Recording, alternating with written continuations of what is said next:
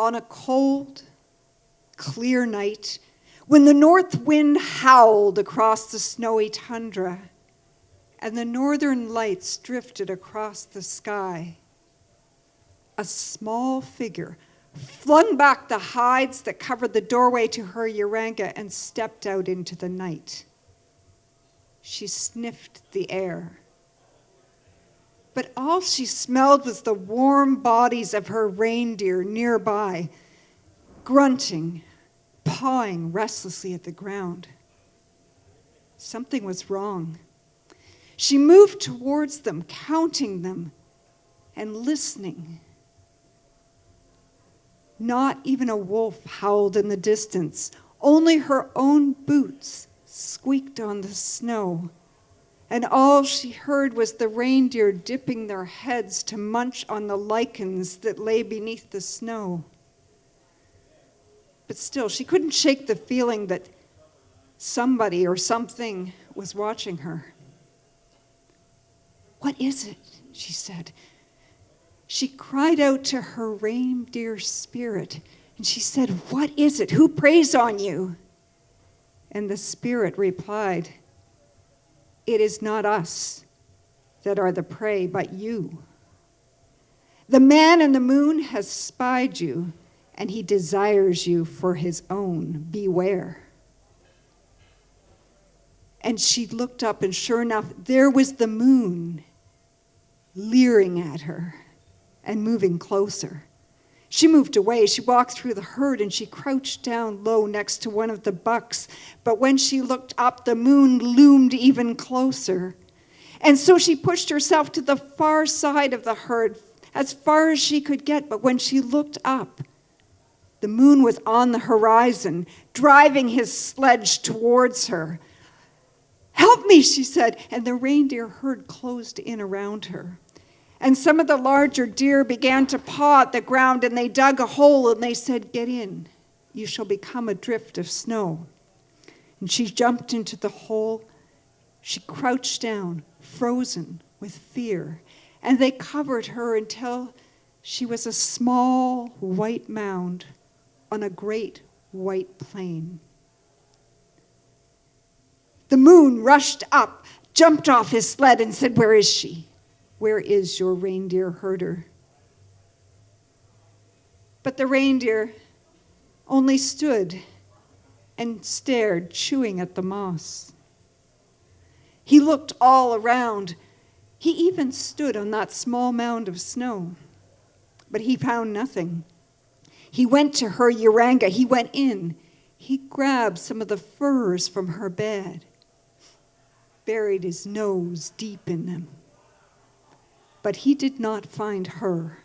So finally he turned, got back in his sled, and he left. And when he was safely out of sight, the reindeer uncovered her, and she burst from the ground. And the reindeer said, "He is gone, but beware. He will be back, and he will be back soon." And she started to run towards her Uranga, but she realized he would find her there. And she looked left and she looked right, and there was nothing but open tundra. "Help me," she cried to the reindeer spirit. "Please help me." And her spirit said, "I will turn you into a stone at the door of your Uranga." And she said, "No, he will touch me." A tent pole, then. You can become a tent pole, or a cooking pot, or even one of the hairs on your bed. "No, no, no." "I know," she said. "Let me become a light, as bright as the moon himself." And in that moment, the reindeer herder disappeared, and the Uranga filled with the soft glow of an oil lamp. Just then the moon reappeared. He turned his sledge around, and he arrived, and he stopped outside the door of the Uranga. And he made his way inside. And by the light of that lamp, he looked everywhere. He examined the tent pole. By the light of the lamp, he examined her cooking pots. By the light of the lamp, he examined her tools and the furs on her bed, but because he did not look at the lamp, he did not find her, and he left.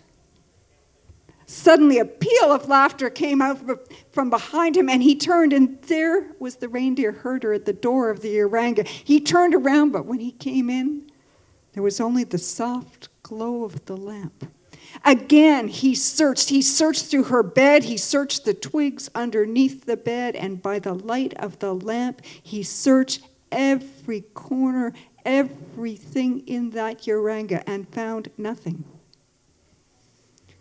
Again, he left. And this time a voice called out, "Here I am!"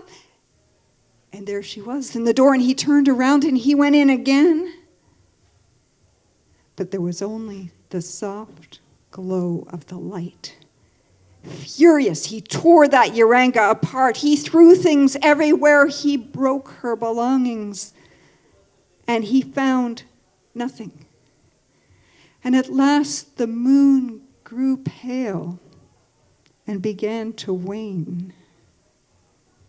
And as he faded, the reindeer herder saw her chance.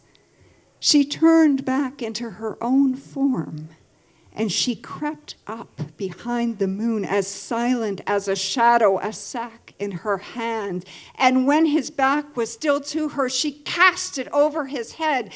And the moon cried out, but before he knew it was happening, she had knocked him to the ground, straddled him, and tied his thrashing arms and legs with leather thongs. "Please," said the moon, "please let me free. I've learned my lesson. I know that you're not the sort of woman to be hunted."